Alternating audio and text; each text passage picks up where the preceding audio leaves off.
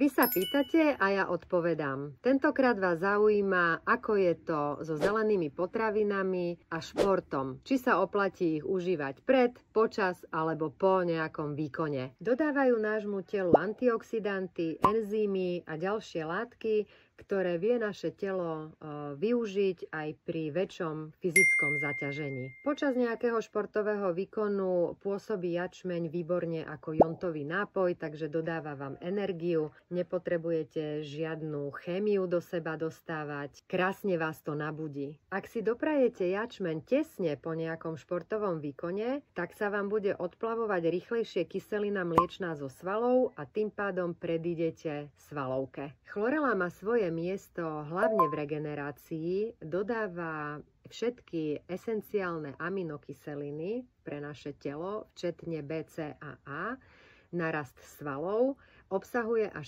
60% bielkovín. Chlorela znižuje aj hladinu stresových hormónov. Takže zelenáče odporúčam pri akomkoľvek športe, pretože je to najlepšia prírodná výživa, akú môžete svojmu telu dodať.